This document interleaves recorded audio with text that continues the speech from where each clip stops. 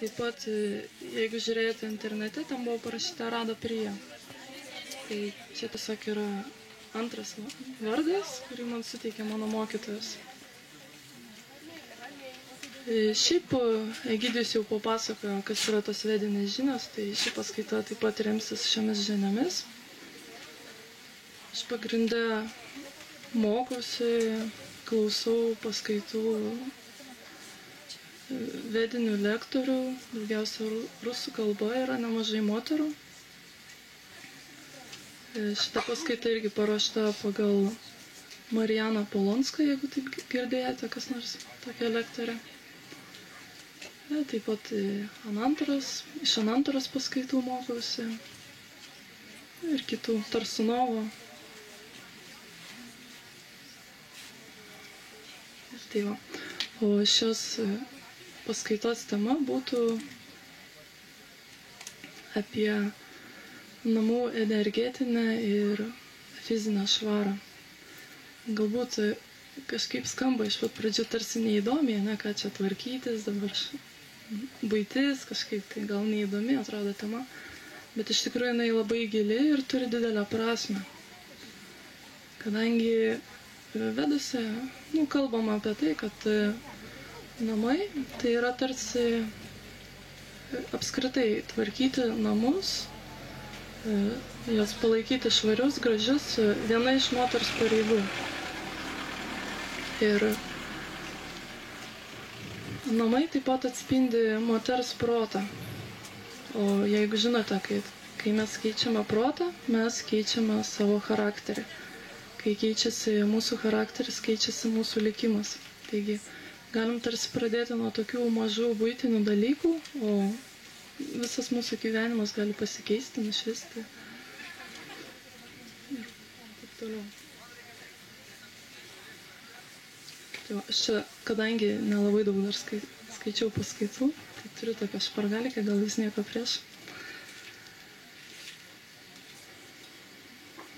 Tai tiesiog noriu pakalbėti apie tai, kad namų fizinė švara mums daugmaž žinoma, ką ten daryti, kaip ten šveisti, kur, daug reklamų, ten tokie milteliai, kitokie milteliai. Tačiau dažnai mes pamirštame, kad kaip yra namo fizinis kūnas, taip yra ir namo subtilus kūnas. Ir dažnai mes valome fizinį kūną, bet visiškai pamirštame apie subtilų. O tas subtilus kūnas, jeigu mes jo nevalom, jis labai užsiteršia. Ir kaip jisai užsiteršia, tai įvairūs barniai, pykčiai, lygos, galbūt ant tose namuose kažkas sirgo, kentėjo, verkė. Visą tai įsirašo į tą subtilę tą namų atmosferą ir mus veikia. Ir dažnai senuose namuose mums sunku. Ateinam ir tarsi tokia slegianti atmosfera. Ten viena šeima gyveno, ten galbūt jie pykosi, galbūt išgerinėjo. Kita šeima atsikraustė arba į butą, į vieną butą, į kitą butą. Būna, kad žmonės ir nusižudo kažkokiam name, ar bute, sako, po to vaidenasi. Tai taip ir atsiranda ta subtili nešvara. Tai tiesiog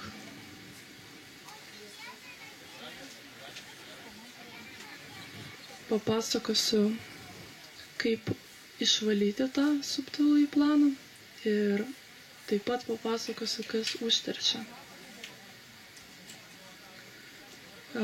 Aš pasikonspektavau savo tokius 8 pagrindinius punktus, kaip galima išvalyti mūsų namų energetiką. Ir pirmą kol kas praleisiu, nes jis gana toks galbūt keistas. Tai jūs priminkite, kad būtinai grįšiu prie pirmo, jeigu pamiršiu. Ir pradėsiu iškart nuo antro punkto. Tai tiesiog būtų šventintas vanduo. Nesvarbu, ar tai mes nueisim į bažnyčią ar į cerkvę, pasimsim to švento vandens. Būna ypatingos dienos, kai vanduo įgyja atitinkamą energetiką ir jis taip pat valo, harmonizuoja atmosferą. Arba galime patys jį pašventinti maldos, mantros pagalba ir tiesiog vienas iš būdų tai tiesiog plaunat namie grindis arba valot dulkes, prisipilat į kibirą vandens ir šiek tiek įlašinat to švento vandens. Ir po kelių minučių, jeigu žinot, turit šventas vanduo, turit atitinkamą gardelę. Ir visas tas vanduo, kadangi ta gardelė labai stipri, visas tas vanduo tarsi pasilaimina, pasišventina. Ir tada tokiu vandeniu galima išplauti namus. Arba tiesiog apeiti namus ir visur pakrapinti taip šiek tiek, ypač kampuose visur. Kadangi ta būtent užsistovėjusi psichinė nešvara, neigiama energija, jinai kaupiasi kampuose, kažkokiose patalpose, kur nesivėdina, kur daug kažkokių nereikalingų daiktų sukrauta, ten sandėliukai, kokie nors ten kambariukai maži nenaudojami. Iš tikrųjų, geriausia visur palaikyti švarą ir tuose kambariukuose,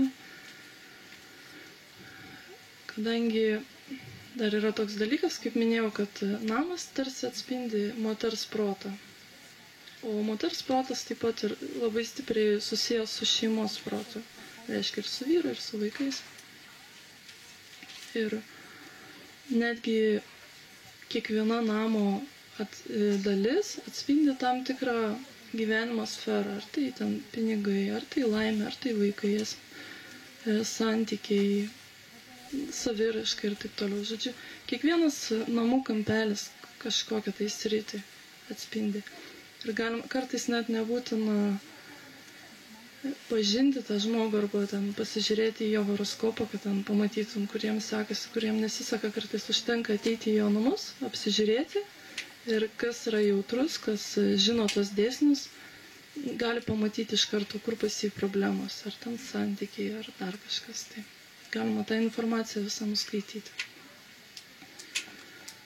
Tai po to galima taip pat namus apvalyti ugnimi. Ugnis, aišku, irgi ne bet kokia, o turėtų būti pašventinta ugnis. Galima, pavyzdžiui, nueiti į cerkvę, nusipirkti, ten būna žvakutės pašventintos. Arba pačiam nusipirkti, nueiti, kad paprašyti, kad kas nors pašventinti jas paaukotų. Arba pačiam su malda tarsi aukoti tas žvakutės, tada ta ugnis skaitasi tampa šventa ir jinai valo psichinę energiją namo. Tos erdvės, kur esame.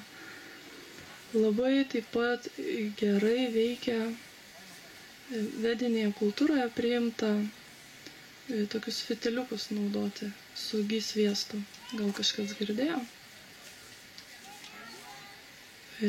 Tai tiesiog gy yra gaunamas iš sviesto, iš karvės pieno, sumušant sviestą ir po to tą sviestą išvalant ir skaitosi labai švarus produktas.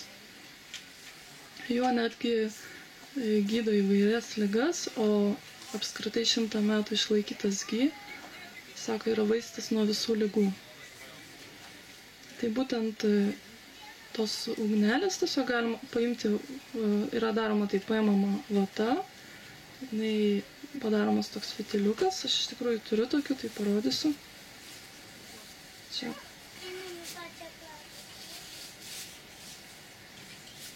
Žodžiu, kas matot, kas nematot. Iš vatos susuktas toksai apačioj bumbuliukas ir po to tokia kaip daktis. Ne? Ir jis visas yra išmirkytas gy. Ir galima jį uždegti ir būtent tokia liepsna jinai labai apvalys namus. Ir galima profilaktiškai apeiti visus namus pagal laikrodžio rodyklę, visus kampus, visas kerteles su ta ugnim.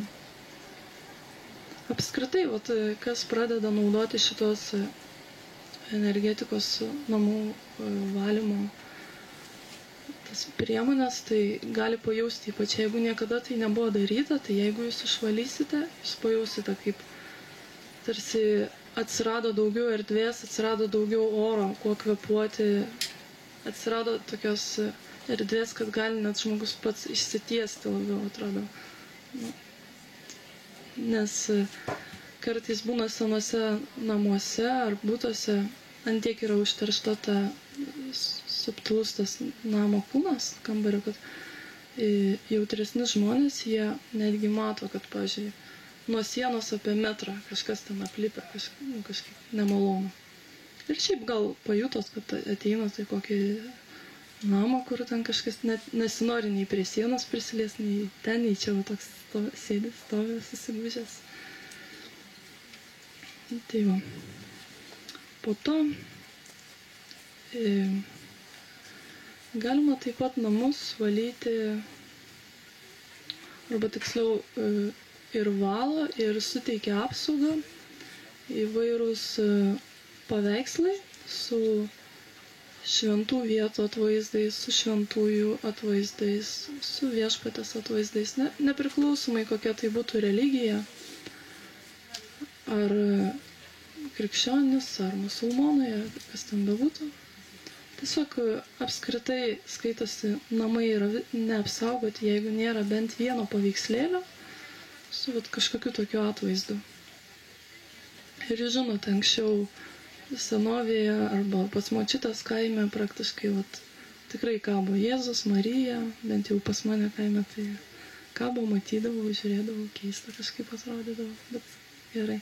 Nes iš tikrųjų iš tų paveikslų, kaip iš bet kokio daikto išeina tam tikra energija, kadangi ten yra atvaizduojami tokie tyri, jeigu šventieji, tai aiškiai tyri kažkokie dorybingi žmonės, tai jie vis tiek skleidžia tam tikrą energetiką ir taip ir valo tos namus ir apsaugo jos kartu.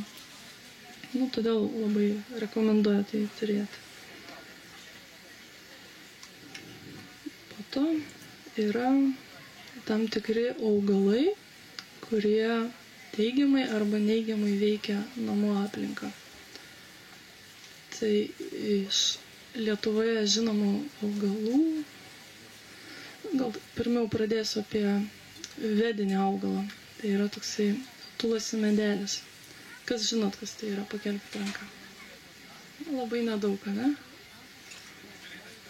Jeigu norėsit, galėsiu parodyti, ten tam name toliau yra toks auga medelis. Tulasi. Jisai natūraliai auga Azijoje, Indijoje ir ten yra laikomas šventų medeliu.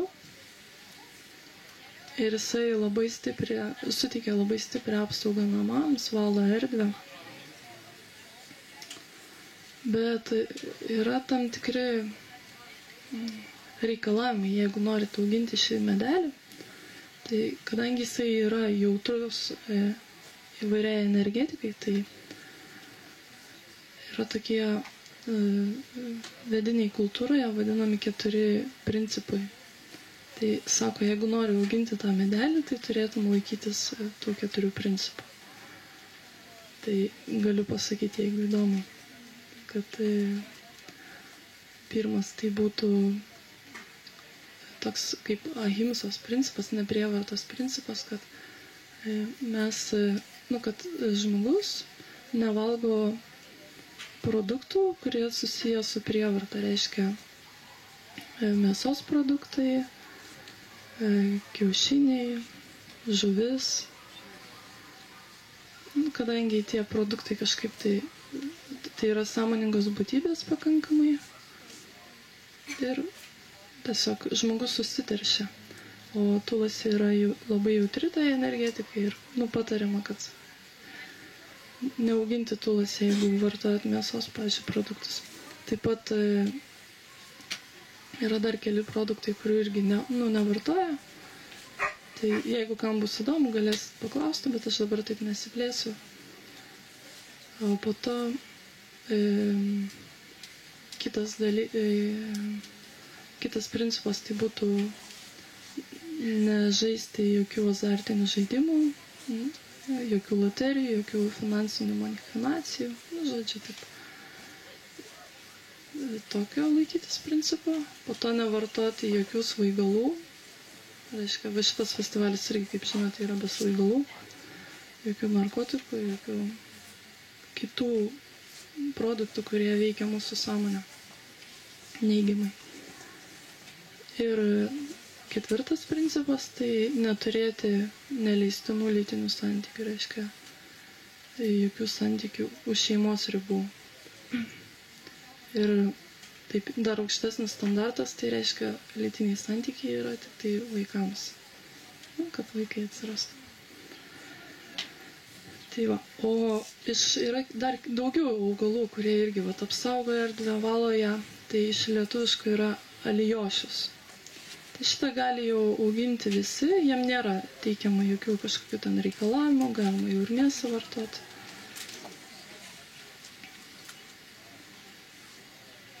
Po to, aišku, labai svarbu, nors mes kalbam apie tą subtilę namų švarą, bet labai svarbu ir ta fizinė švara, nes jei nebus fizinės švaros, tai aišku ir subtilios nebus.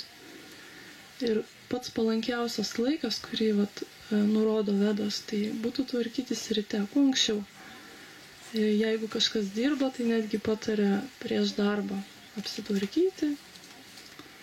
Ir svarbiausia yra 3 svarbiausi namie tokie kaip kambariai, kuriuos reikia kasdien tvarkyti. Tai yra virtuvė, kadangi ten yra daug maisto, ne? Tai maistas, kai jis yra paliktas, pavyzdžiui, neuždengtas, jisai labai pritraukia įvairias energetinės būtybės, visokias dvaseles, naminukus, kurie tą aplinką užteršia. Nes, kas tos dvaselės yra, tai kartais tai gali būti tiesiog miręs žmogus, kuris nebeturi to fizinio kūno, dėl kažkokių priežasčių blaškosi čia kažkur tai. Ir jisai ateina pavalgyti irgi į namus. Ir kai mes neuždengiam maisto, ypač naktį, tai jisai ateina ir valgo tai, kas palikta, kas neuždengta, kas yra netvarkingai kažkaip padėta. Ir jisai, aišku, to fiziškai, ten jeigu obuoliai stovi, tai jisai neteina ir neatsikanda, mes nerandam ten iš ryto prakastąją, bet jisai suvalgo subtilų tą, reiškia tą praną iš obuolio jis jau paima. tą skonį kažkokį taip. Ir kas dar vyksta, kad, tarkim, ar jūs pamatysit kur nors gatvėje kokį bomžą, sakysit, va čia obuolys, davai suvalgom. Tai po to atsikandė, aš atsikandu, tu atsikandė, aš, nemalonu, ne? Tai tas pats atvyksta naktį, tik mes to nematom. Po to mes paimam tos produktus, valgom ir apsikeičiam sąmonę su ta būtybė. Ir, tai yra mums nepalanku vis tiek ta būtybė. Jeigu tai pastoviai vyksta, kad mes paliekam kažkokius neuždengtus produktus, tai jos pripranta ir jos jau apsigyvena pas mus namuose. Tai būna namų, kur vaidenasi, ar šiaip krenta daiktai, ten kažkokie garsai keisti.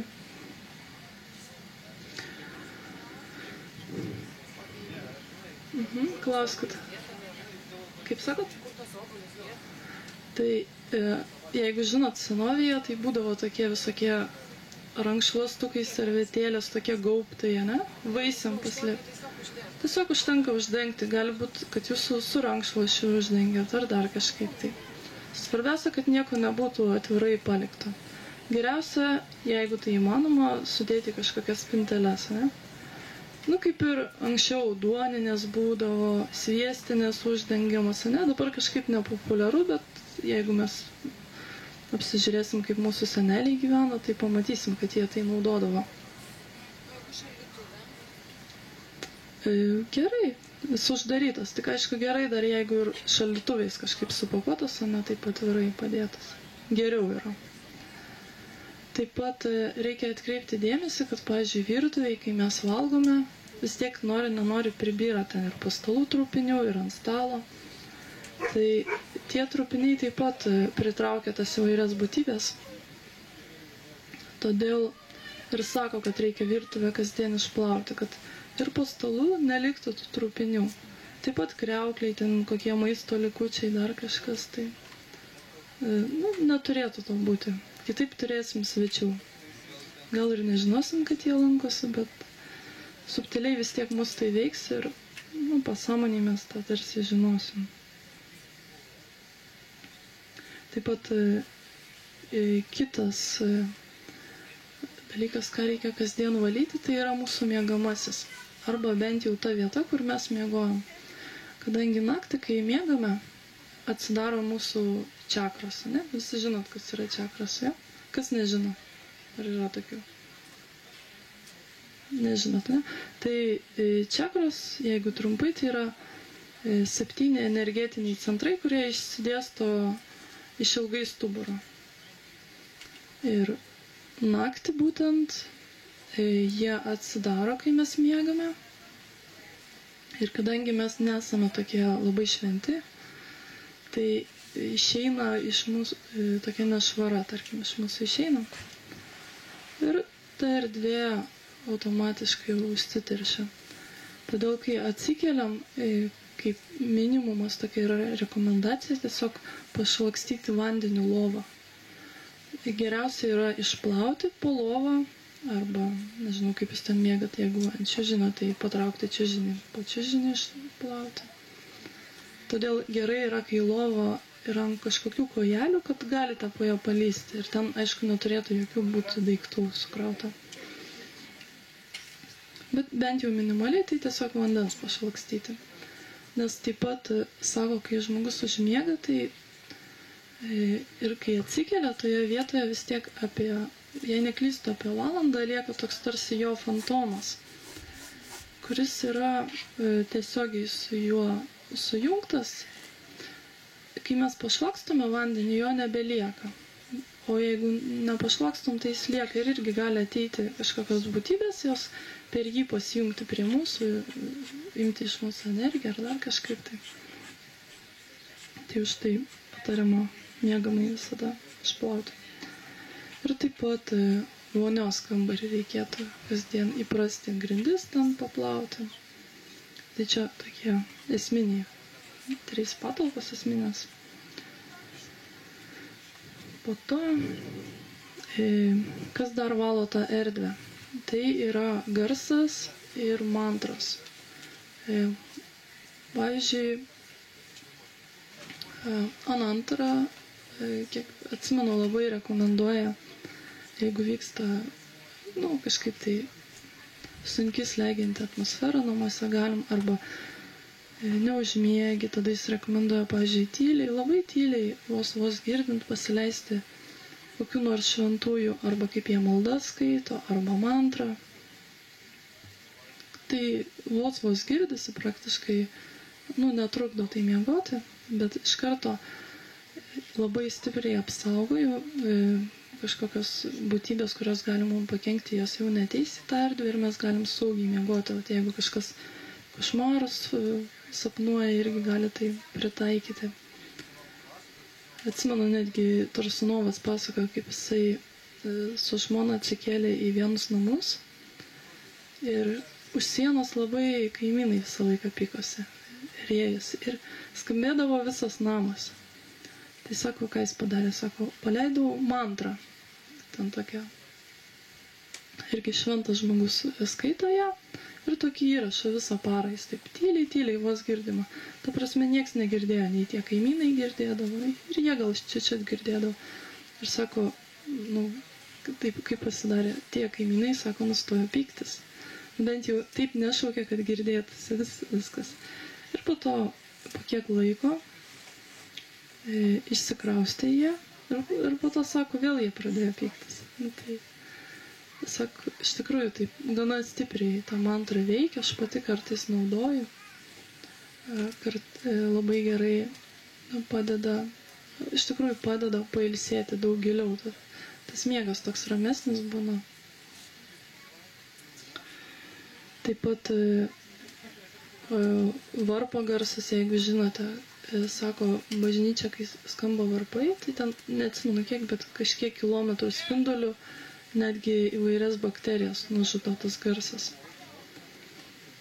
Galima namuose, pavyzdžiui, paimti varpelį kažkokį ir apeiti irgi visus namus, paskambinti, irgi išbaido visokias dvaceles, apvalo energetiką. Taip pat Galima dar toks vienas iš būdų dvasias išbaidyti, jeigu, man yra taip tekę būti ten, tekdavo kartais eiti į rūsį ir ten vakare, kažkaip pastebėjau po 9 valandos, jeigu ateini, tai, jauti, kad tu esi ne vienas. Ir kartais net nejauku baugu eiti, nes yra tų dvaselių kažkokių tai. Ir kaip tada aš darydavau? Eidavau su triukšmu, plodavau ir sakydavau mantrą. Man tai padėdavo. Nes iš tikrųjų plojimas, varpelis, jie labai išbaido tas dvasias.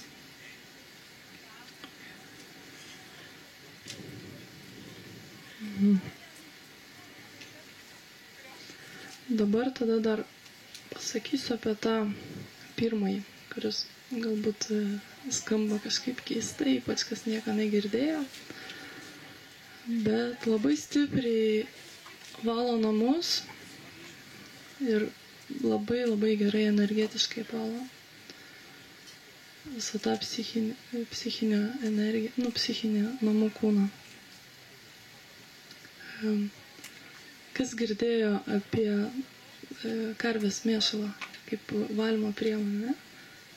Kažkiek girdėjo, beveik pusę. Tai karvės mėšalas iš tikrųjų naudojamas ir gydyme. Iš tikrųjų turi antibakterinį poveikį ir jisai labai stipriai valo energetiškai. Aišku, būna netgi pirkti, ir Kaune yra, ir Vilniuje, Jovėdų centre, sauso karvės mėšalo. Iš tikrųjų nebūtina pirkti. Jeigu žinot, čia yra karvių globos namai netoli. Yra karvių, galite pasimti mėšalo, mes neprieštarausim. Bet, kaip? Yra taisyklės netgi, kaip jį reikėtų imti.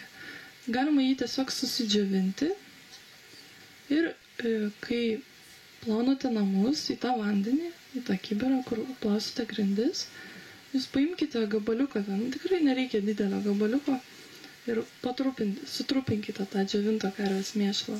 Jisai nei smirda, nei ką, netgi kvepia iš tikrųjų, bent jau kai kam kvepia. Kadangi karvė yra apskritai labai ypatingas gyvūnas,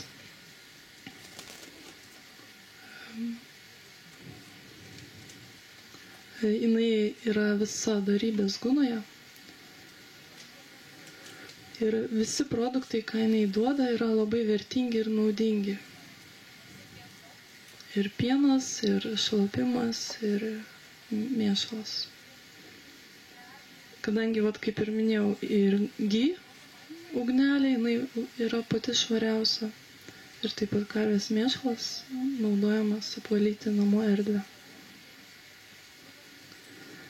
Kaip jį reikėtų surinkti, jeigu sugalvotumėt pačias, pavyzdžiui, pasirinkti jo čia, tai geriausias mėšalas yra, kai jisai švarus energetiškai. Reiškia, karvė padarė, jūs iš karto su kibiriuku pribėgat ir pasiemat ir džiovinat.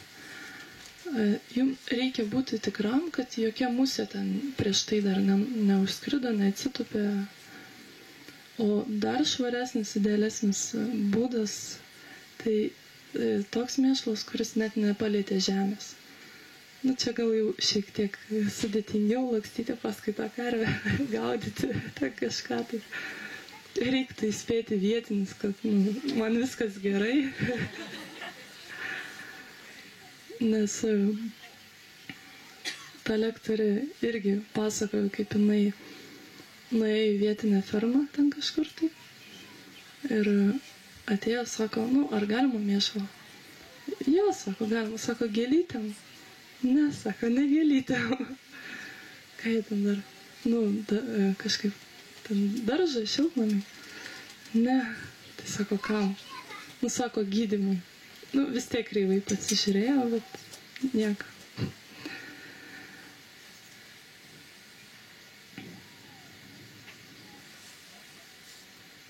Taip pat kartais yra gaminami ir smilkalai su karvės mėšalu. Ir tiesiog patį karvės mėšlą galima išdžiovintą sausą uždegti ir smilkyti, labai irgi stipriai apvalo namus. Tai va, čia gal trumpai apie tai, kaip jos galima išvalyti. Ir dar papasakosiu apie tai, kas užteršia namus. Taip.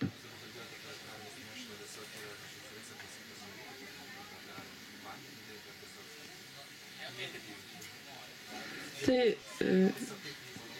kaip panaudoti, ne? Į vandenį ištirpinti. Nu, jeigu turite šviežio, galit ir į vandenį šviežiai įdėti, bet namų sąlygom gyvenant mieste, tai pasidžiavinat ir po truputį atsilaužę trupinat. Jeigu kažkas norės, sakau, va, čia yra laukai, karvės, parodysim kur. O šiaip pati nedžiavinau, turiu namie, pirkau kažkada, tai jis kartais pastovi ant saulės ir pats išdžiūsta ten pievose, žinot, sukietėja toksai. Tai tiesiog turbūt paimti kokią nors padėkliuką, patiesiat ir išdžiavinant ant saulutės. Tik tai reikia uždengti, kad jokios ten musės neatskristų, vabzdžiai kažkokie tai, kad jisai švarus būtų. Ir dėti į vandenį ir plauti namus. Viena man moteris pasakojo, kuri mato kažkiek tai energijas, jinai sakė, kad mato, kai beri tą mėšlą, tai tarsi tokia melsva šviesa atsiranda. Kad iš tikrųjų jis kažkaip veikia. Ir šiaip, jeigu pabandysite išsiplauti, va taip vieną dieną paimsite ir išsiplausit visus namus, ar bent jau vieną kambarį su karvės mėšlu, nu tikrai pajusite, va, kad erdvė atsilaisvina, kad jos daugiau tarsi tapo.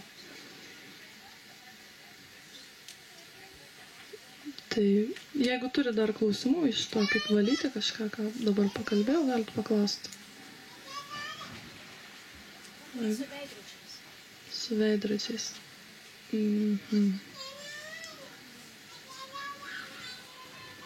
Nu kaip, čia iš tikrųjų plati tema gal.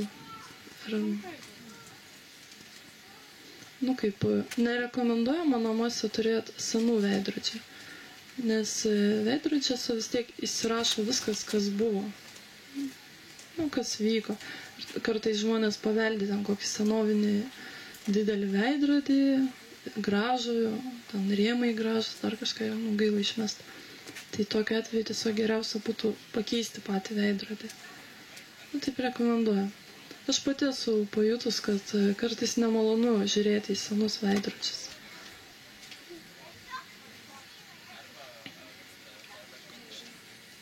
Vat. Ir tada eikim gal toliau. Kiek čia laiko. Trumpai tada, kas užteršia tą namų atmosferą. Tai užteršia mūsų įvairios apkalbos, kritika, nu, kažkokie nesutarimai, ginčiai, pykčiai. Tai rekomenduojama, kad jeigu jūs jau negalit ir norit, susitinka, tarkim, draugės ir nori kažką apkalbėti, jau toks įpratis. Geriau, aišku, to neturėti tokios savybės, bet jeigu jūs jau negalit be to gyventi, tai tada geriau išeikite ant suoliuko kur nors prie namo, į parką, arba bent jau, sako, į balkoną kažkur išeikit, nes, nu, taip užsiteršta erdvė namų. Po to užteršia taip pat, jau kalbėjau, neuždengtas maistas, kadangi atklysta vis tokių nekviestų svečių. Kriaukliai ten, jeigu trupiniai, jeigu kažkur lieka. Ir labai svarbu yra, kad indai visą laiką būtų išplauti. Ypač svarbu, kad jų neliktų nakčiai. Nes tada irgi ateina būtybės, jos tam potauja, valgo, ką jūs palikot, jos jau pasitenkina to, ką turi.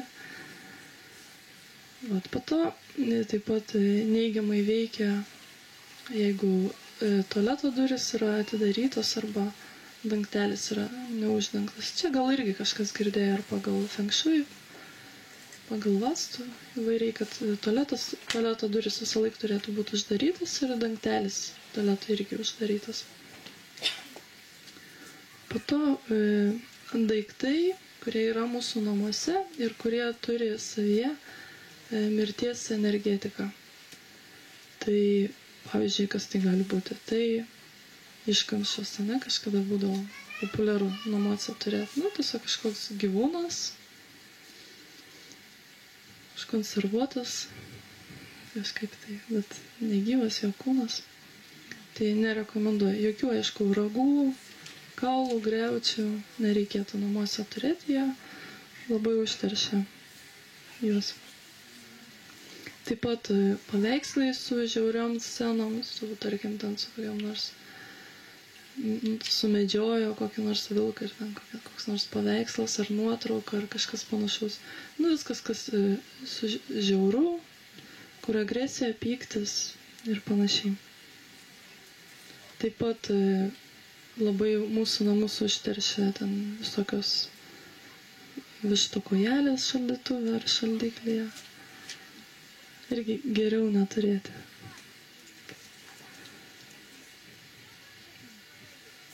Taip pat, kas dar yra svarbu, tai kartais mes vieni kitiems dovanojame gėles, ne? Ir dažnai nesusimastom. Nuskinam ir jos irgi yra, nu, tarsi tokie, kažkuria prasme galima pažvelgti kaip į lavoną. Nes jinai neturi šaknų, jinai ten tik kažkiek laiko dar stovi ir po to miršta. Tai viskas gerai, galima tas gėles dovanoti ir turėti, jeigu jos yra prieš tai paaukojamos Dievui arba palaiminamos, pašventinamos. Tada jos netgi pradeda skleisti teigiamą energiją. Tačiau neaukotų nereiktų nei dovanoti, nei namie merkti.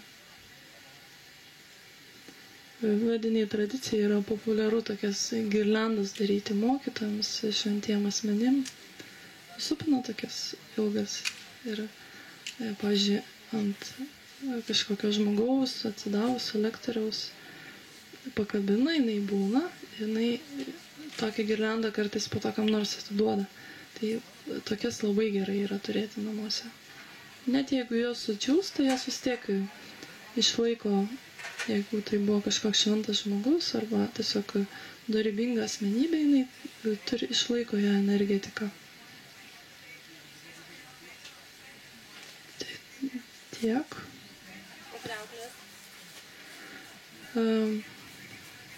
Yra tokios vediniai kultūroje, tai yra kriauklės, kurios yra naudojamos tam tikrose ritualuose. Tarkim, kaip krikščionybėj bažnyčiai ten yra įvairių daiktų.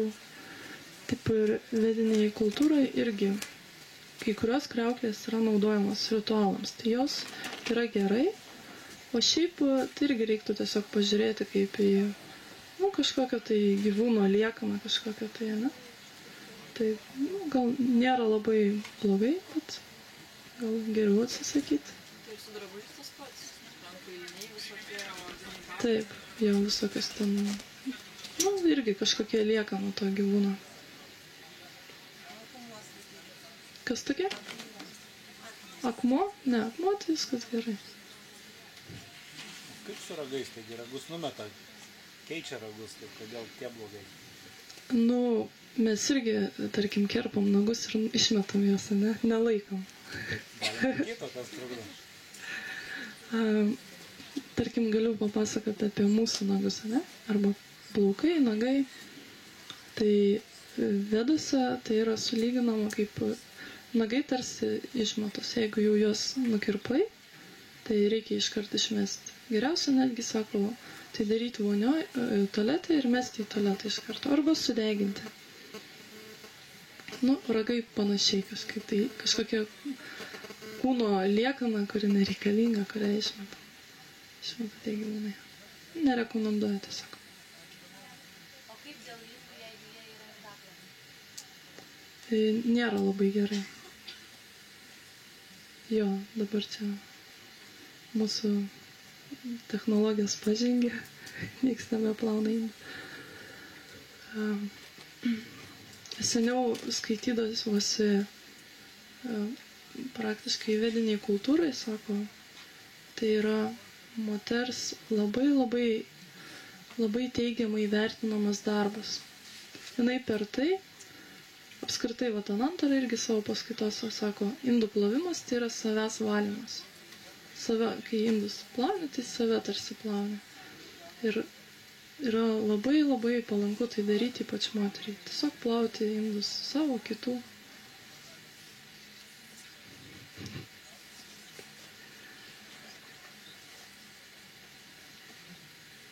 Tai, kad šita paskaita nebūtų tik teorinė, tai kas norit, pasiūsiu čia tokie fitiliukai, kur kalbėjau, sugy sviesto. Tiesiog, kas norėsite, pasimkite ir galėsite namie uždegti ir taip apvalyti namų erdvę.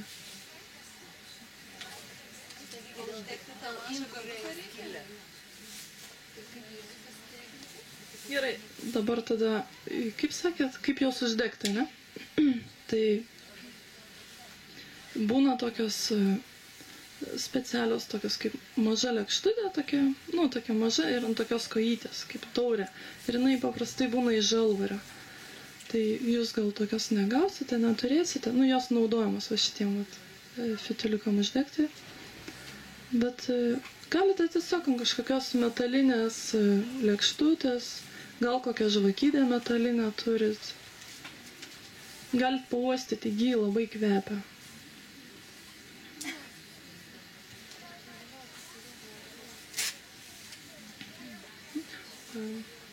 Kokių dar klausimų būtų?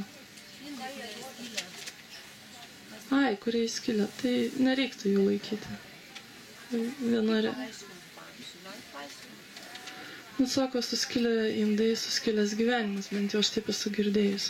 O šiaip tai bendrai jau tas indas reiškia, jis priėmė kažkokią neįgiamą energiją, įskilo, jis jau atitarnavo savo. Jau nebereikia jo naudoti. Nusipirkti naują. O šiaip, kaip anksčiau būdavo, dabar mes valgom ten iš stiklinių indų, iš molinių indų. Seniau, labai seniai, tai žmonės valgydavo iš auksinių indų.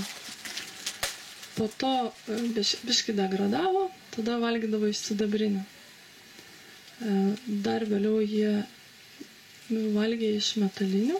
Tai vat, galbūt šiais laikais kažkam yra prieinama naudoti metalinius indus, tai labai gerai, nes kai juos, tarkim, panaudojame, pavalgome iš jų ir juos išplauname, tai mes išsiplauna ir mūsų karma, nes priešingų atveju, jeigu mes valgom, neturim savo lėkštės nuo savos ir valgom iš keramikinių indų, iš stiklinių, tai vienas žmogus pavalgė, kitas žmogus pavalgė ir juose įsirašo tą informaciją ir mes tarsi keičiamės šiek tiek karmą. Nes vanduo neišplauna tos informacijos, o iš metalinių indų tai išsiplauna. Todėl labai gerai naudoti metalinius indus, jeigu naudojame juos bendrai. Jeigu turime savo lėkštutę, tai viskas gerai, tiesiog turėkite tada savo lėkštutę ir su nieko nesidalinkite. Arba jeigu įperkate, galite sidabrinių valgyti labai gerai irgi. Aišku, blogiau už metalinius yra energetiškai blogiau naudoti molinius arba stiklinius, o iš vis negerai tai naudoti tuos plasmasinius vienkartinius.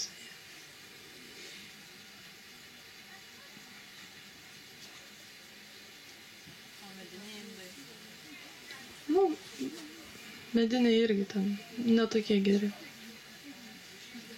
Geriausia metaliniai iš to, kas dabar yra prieinama, tai naudoti metalinius indus.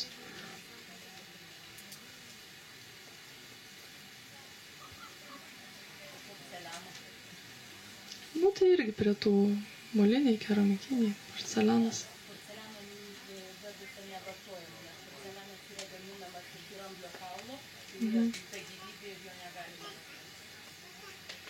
Ačiū. Gal dar kažkokių klausimų?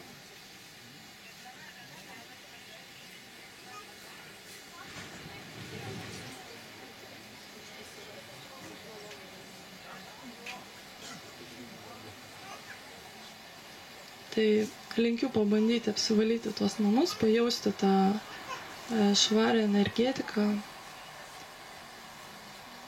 Nu, manau, jeigu išbandysite kažką, tai tikrai geriau jausite patys savo namuose. Norėjau paklausti, bet šitą, kaip čia vadinasi? Nu, fitiliukas tiesiog. Jis tai turi pats sudegti, iki kol užges pats? Jo, jis sudega pats. Nes kiek girdėjau, ugnies negalima pūsti. Taip, ugnies negalima pūsti ir taip pat negalima su pirštais jos užgesinti. Tai reiktų naudoti arba būna tokie specialūs, kur užsidengia ir arba galima tiesiog taip su ranka užgesinti ją. Man vakar buvo labai tokia smagi istorija, vadina, žinai, jau juokiasi. Aš, tiesiog turėjau žvakutę ir vakare norėjau ją užgesinti, taip gesinau. Ir aš kažkaip taip jau užskliudžiau, kad jinai, žodžiu, saltas vienas, saltas antras, žinot, tos mažytės tabletės, ne? Ir jinai man čia visa, vaškas visas ant plaukų, ant grindų, ant rankų. Tai labai ilgai krapščiau tą vašką nuo visur. Ir iš plaukų tai dar net neišsikrapštė, ploviau šiandien, bet sunkiai. Tai tikiuosi, jums taip neatsitiks. Užpūsti, kadangi ugnis tai yra irgi tarsi energija, dievybė, švari, ne? Ir mes kai pučiame ją, tai parodom taip nepagarbą savo. Plus, kai jūs pučiat, jūs galit netyčia biškai ją taip apspjauti, taip natūraliai kartais gaunasi, ne? Tai tiesiog dėl to. Ir kai, jeigu aš anksčiau nežinojau, tai su pirštais taip užspausdavau. Tai po to man irgi pasakė, nes mūsų pirštai gali irgi būti nešvarus. Tai irgi, nepagarba ugniai.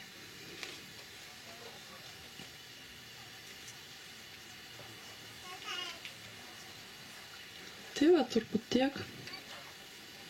Dabar bus Dariaus Ražausko paskaita, kiek žinau. Tai galite greitai apibėgti ratuką, įkvėpti, iškvėpti ir vėl pasiruošti priimti informaciją. Ačiū visiems.